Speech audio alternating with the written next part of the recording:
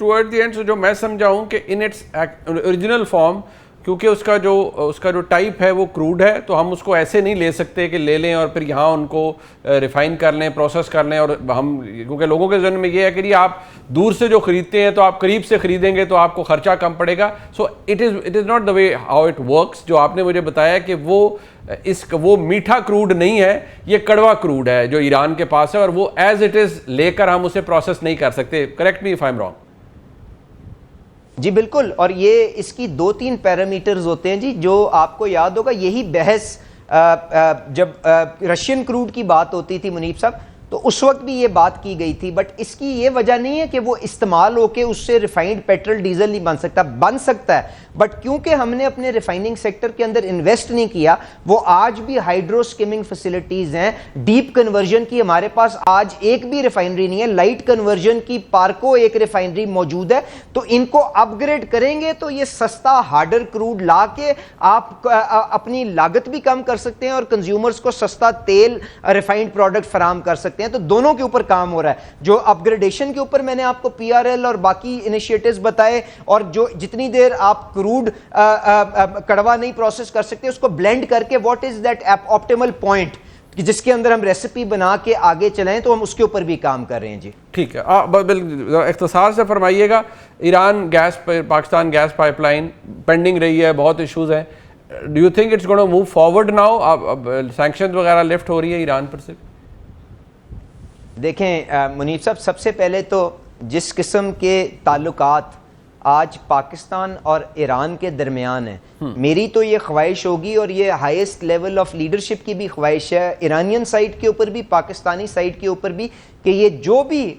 مس understanding دونوں فریقوں کے درمیان ہے یہ ثالثی عدالتوں کے اندر پیرس میں طے نہ ہو. اس کے لیے میں یا میرے کاؤنٹر پارٹ یا فیلڈ مارشل صاحب، ان کے کاؤنٹر پارٹ یا پرائم منسٹر صاحب اور پریزیڈنٹ آپس میں ایک کمرے میں بیٹھ کے اس کا جو ایک منصفانہ ایک حل نکلتا ہے اس کو نکالیں، تاکہ یہ آربیٹریشن کا معاملہ ختم ہو. اب آگے آپ نے اس پروجیکٹ کو اور اس گیس کو چلانا ہے کہ نہیں چلانا، دیٹ ول ڈیپینڈ کہ جی آپ اس کی پرائس انوائرمنٹ کو آج جو دنیا کی بدلتی ہوئی حقیقتیں ہیں اس کے اندر ایل این جی کے ساتھ موازنہ کر کے آپ کے پاس اپنے پاس مقامی گیس بہت ہے، جس کے اوپر ہم نے ٹرکش پیٹرولیم کے ساتھ آپ جانتے ہیں ایکسپلوریشن کے اندر جا رہے ہیں. سوکار آنا چاہتا ہے، ہم اپنی یہاں پہ تقریباً 40 سے زیادہ ہم نے اپنے بلاکس کو اوارڈ کیا ہے، سرکولر ڈیٹ سیٹل کر رہے ہیں کہ لوکل ایکسپلوریشن کرے. تو اس کے مطابق اس کی قیمت کہاں پہ بیٹھتی ہے؟ دیکھیں گیس لانا کوئی چیلنج نہیں ہے، وہ تو بالکل لے کے آیا جا سکتا ہے، بٹ اس قیمت پہ کہ عام کنزیومر کے اوپر بوجھ نہ ہو اور سستا ایندھن ہم فراہم کر سکتے ہیں. That is the sweet spot that we have to find, and we are working with our Iranian brothers کہ جن کے ساتھ یہ مل کے اس معاملے کو ایک اچھے انداز کے اندر دونوں کے فائدے کے اندر آگے لے کے چل سکیں. ٹھیک، بہت بہت شکریہ، بہت شکریہ جناب علی. اس وقت میرے ساتھ پروگرام میں موجود ہیں مزمل سہروردی صاحب، سینئر صحافی ہیں، بہت شکریہ آپ کا. اور جناب رائے ثاقب کھرل ہمارے ساتھ موجود ہیں، سینئر صحافی ہیں، اینکر پرسن ہیں، بہت شکریہ آپ کا. اب آپ کو پتہ ہی ہوگا جی، ریسنٹلی ایک بل پنجاب اسمبلی کے اندر باقاعدہ طور پر ٹیبل کیا گیا، انٹروڈیوس کیا گیا، اور اس قانون کے حوالے سے بھی ہم بات کریں گے، مسودے کے حوالے سے ہم بات کریں گے. اب ابھی تک وہ قانون تو نہیں بنا، اور آج تحریک تحفظ آئین پاکستان کے دوست جانا چاہتے تھے آزاد. جب سب سے پہلے میں دوبارہ وہی سوال کروں گا، گو کہ آپ اپنے سوشل میڈیا اکاؤنٹ سے منسٹری آف پیٹرولیم دیگر، میں یہ کہوں گا کہ ایون انڈیپینڈنٹ اینالسٹ ہیں، وہ آپ کا جو موقف ہے اس کی تائید کر چکے ہیں کہ حکومت کی پوزیشن درست ہے. But with every passing day لوگوں کے ذہنوں میں سوال آتا ہے، اور آپ کیونکہ آپ بھی حلقے کی سیاست کرتے ہیں تو آپ سے بھی لوگ یہی پوچھتے ہیں کہ جی قیمتیں تو بڑھ گئی، اب کمی کب ہوگی، 28 فروری والی سچویشن پر کب جائے گا. تو اگر آپ سے میں یہ پوچھ پاؤں کہ جس سپیڈ سے قیمتیں بڑھ رہی تھی، نیچرلی اس کی پروگزیمیٹی یہ ہے جی کہ وہ انٹرنیشنل مارکیٹ میں بڑھ رہی تھی، لوگوں کے ذہنوں میں پھر وہی سادہ سوال ہے، وہ جی ہم ہر روز دیکھتے ہیں آئل مارکیٹ کریش کر رہی ہے، قیمتیں کریش کر رہی ہے، تو پاکستان میں کیوں نہیں اس کا ڈویڈنڈ آ رہا؟ منیب صاحب بہت شکریہ، آپ نے اپنے پروگرام میں موقع دیا.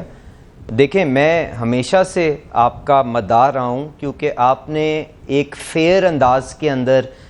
جرنلزم کو ایک عبادت کے طور پہ آگے لے کے چلے ہیں، اور آپ نے بڑی جائز لوگوں کی جو امیدیں تھیں اس پرائس سائیکل کے ساتھ اس کے اوپر گفتگو کی، اور میں اس کے اوپر آ جاؤں گا. پر میں اس سے پہلے جو ایک چیز کہنا چاہتا ہوں وہ صرف یہ ہے کہ میرا کردار تو بہت چھوٹا تھا اس سارے کرائسس کی مینجمنٹ کے اندر.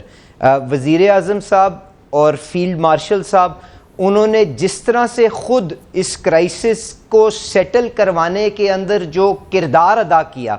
پہلے صلح بندی کے اندر اور اب یہ جو مستقل اگریمنٹ کی طرف اس سارے معاملے کو لے کے جا رہے ہیں, اور اس کے اندر جو ان کی مدد deputy prime minister Ishaq Dar صاحب نے اور محسن نقوی صاحب نے جس طرح سے فراہم کی, میرے خیال سے اس چیز کے اوپر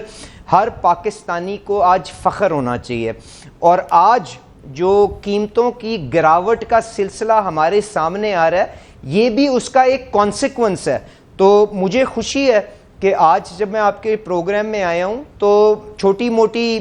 جو کمپلینٹس ہیں اپنی جگہ, میں مگر اس چیز پہ ضرور فخر کر سکتا ہوں کہ وزیر اعظم صاحب نے جو وعدہ کیا تھا کہ جس طرح سے بین الاقوامی منڈی میں قیمتیں گریں گی تو میں سارا کا سارا فائدہ جو ہے عوام کو منتقل کروں گا. تو آج ڈیزل کے اندر اپریل سے لے کے جو آج کی قیمت ہے تقریباً 200 روپے کا فرق ہے, اور پٹرول کے اندر تقریباً 160 روپے کا فرق ہے. اور وہ یہ پچھلے جمعے کو لوگوں کی امید یہ دیکھتے ہوئے کہ خام تیل کی قیمت جو ہے وہ یقیناً جنگ سے پہلے کی سطح کے اوپر آ گئی ہے, $70 کے اندر دبئی خام تیل کی ویلیو آ چکی ہوئی ہے. تو کیا وجہ ہے کہ آپ کا جو پمپ کے اوپر قیمت ہے وہ جنگ سے پہلے کی کیوں نہیں آئی, باوجود اس کے کہ منیب صاحب آپ کا جو پی ایل تھا, جو ٹیکسیشن ہوتی ہے وہ 84 روپیز پر لیٹر پیٹرول کے اوپر تھی جنگ سے پہلے, اور آج 66 روپیز پر لیٹر ہو گئی ہے. تو اگر یہ 15-20 روپے کا فرق ٹیکسیشن کے اندر بھی ہے, خام تیل بھی کم ہو گیا ہے, اسی سطح پہ آ گیا, تو کیا وجہ ہے کہ جی پمپ کے اوپر قیمت آپ کی وہ نہیں ہے جو جنگ سے پہلے تھی. تو بالکل جائز بات ہے, بٹ منیب صاحب اس میں گزارش یہ ہے کہ پاکستان کے اندر جو قیمتوں کا تعین کیا جاتا ہے دہائیوں سے, جو سنگاپور میں پلیٹس کا انڈیکس ہوتا ہے پیٹرول کا اور ڈیزل کا, اس کے مطابق دہائیوں سے کیا جا رہا ہے, اور خام تیل is just a reflection of that. اب ہوا کیا ہے جس کی وجہ سے شاید یہ تھوڑا سا گیپ آ رہا ہے, وہ یہ ہے کہ جو اب اگر میں آپ کو مثال دوں, پیٹرول کی جو پلیٹس کی ویلیو تھی, جو قیمت تھی سنگاپور میں جو چل رہی تھی, وہ جنگ سے پہلے $76 پہ تھی. اس کا مطلب یہ ہے کہ خام تیل کے اوپر جو پیٹرول کا پلیٹس تھا, جو ریفائننگ کے لیے جو مارجن تھا, جو آپ کی اویلیبلٹی اینڈ ڈرتھ کو ریفلیکٹ کرتا ہے کہ جی کتنی قلت ہے, وہ $5 کے قریب تھا. آج خام تیل اسی جگہ پہ آ گیا ہے, پر جو پیٹرول کا پلیٹس ہے وہ $92 پہ ہے, جس کا مطلب یہ ہے کہ $27 کے اوپر اس کا کریک مارجن چل رہا ہے. اور اس کی وجہ سے آج پمپ کی قیمت کے اوپر ایک آپ کو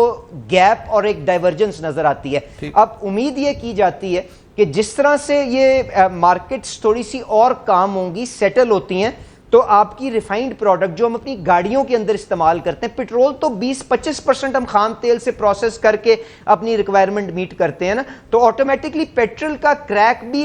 جو نارملائز ہوگا $5-7 کے اوپر آئے گا, تو یہ سارے کا سارا فائدہ جو ہے وہ عوام کو بالکل منتقل ہو جائے گا. مجھے بتائیں, اگر ٹیکس میں نے کم کر دیا, میں نے ہر قسم کی سہولت دے دی, 160 روپے کی کمی دے دی, تو میں باقی کی کیوں روکوں گا جب میرا پی ایل کا ٹارگٹ بھی میٹ ہو رہا ہے. تو میری جو نہایتی عاجزی سے گزارش ہوگی آپ کے چینل کے توسط سے وہ یہ ہے کہ سارا کام ایک ٹرانسپیرنٹ انداز کے اندر, شفاف انداز میں ہو رہا ہے. کسی کا نہ کوئی پریشر ہے, نہ کسی کے کہنے کے اوپر کسی ایک طبقے کے اوپر بوجھ ڈالا جا رہا ہے. میں نے اپنے سوشل میڈیا پہ, جس کی طرف آپ نے اشارہ بھی کیا, سارا ڈیٹا ریلیز کر دیا, اس کی ایوریج نکال کے خرچہ ایڈ کر لیں, جو پمپ کے اوپر قیمت پڑتی ہے وہ اوگرا نے ریلیز بھی کر دی ہے. And that is the long and short story. اس کے اندر اگر کوئی بھی ڈپارچر ہوگا, کوئی بھی بہتری آئے گی, آپ کا یہ بھائی اپنے وزیر اعظم کے بہاف پہ یہ وعدہ کرتا ہے وہ پمپ کے اوپر منتقل ہو جائے گی. اچھا ٹھیک ہے, اب کیونکہ یہ تو چلے آپ کا جو یہ موقف ہے, میں اس لیے کہہ رہا ہوں کیونکہ جو نارملی آپ, کیونکہ آپ گورنمنٹ ہیں, آپ کے ڈیسیجنز کے اوپر انالیسز ہوتے ہیں, کرٹیک بھی آتی ہے, لیکن بہت سے انڈیپینڈنٹ لوگ ہیں جنہوں نے یہ کہا ہے کہ آپ کا یہ موقف it basically holds its ground, کے یہ واقعی فرق ہے. ابھی مجھے یہ بتائیے کہ یہ ہر ایک کے ذہن میں نا, میرے خیال میں 25 کروڑ عوام میں سے ساروں کے ذہن میں سوال ہے کہ یہ ہم نے اتنی بہترین کاوش کی ہے, پاکستان کے فیلڈ مارشل نے, پاکستان کے ڈپٹی پرائم منسٹر نے, پاکستان کے پرائم منسٹر نے, ایران کے پریزیڈنٹ یہاں پر آئے اسپیشلی اظہار تشکر کے لیے, سوال آتا ہے، اور بے شک وہ ان ریگولیٹڈ مارکیٹ رہی ہے، اسمگل ہوتا رہا کہ وہ ایرانی ڈیزل آتا ہے، ایرانی فیول آتا ہے. کیا سب سے پہلا سوال ہمارے ملک میں ایسی ریفائنریز یا ٹریٹمنٹ موجود ہے کہ کیونکہ یہ بھی ایک سوال ہے، اس کو بھی مجھے کریکٹ کیجیے گا، کیونکہ تاثر یہ ہے کہ نہیں جی ایران کے جو آئل کا کیلیبر ہے وہ گاڑیوں کے لیے ٹھیک نہیں ہے، وہ ہمارے ملک میں شاید ایسی ہمارے پاس ریفائنری نہ ہو جو اس کو ٹریٹ کر سکے. پہلے تو یہ بتا دیجئے کیا ایسا ہی ہے، اور کیا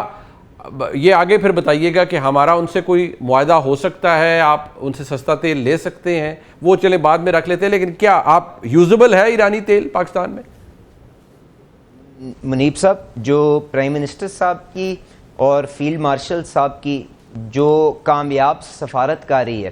اس کے اوپر تو میں نے آپ کو بتایا کہ آج جو قیمتیں ریسیڈ کر رہی ہیں، جو گر رہی ہیں، وہ ایک تو اس کا ڈائریکٹ بینیفٹ ہے. اچھا، جب یہ کانفلکٹ چل رہا تھا نا منیب صاحب، اس کے اندر بھی فیلڈ مارشل صاحب کی مدد سے، ان کی ٹیم کی مدد کے ساتھ ہم distressed cargo strait of Hormuz سے نکوال کے لائے تھے، اور اس کے اوپر بھی جو منافع آیا تھا نا، اگر آپ نمبرز دیکھیں تو پچھلی دفعہ جو پچھلے جمعے کو جو قیمت گرائی گئی تھی 74 روپیز، وہ انٹرنیشنل مارکیٹ کی گراوٹ سے زیادہ تھی. اس کے اندر جو ہم نے آج تک منافع کمایا تھا، ہم نے تو وہ بھی عوام کے اوپر نچھاور کر دیا تھا، اور اب وہاں پہ قیمتوں کو مینٹین کیا ہوا ہے، تو ہم نے تو بینیفٹ بلکہ ایڈوانس کر دیا تھا. اب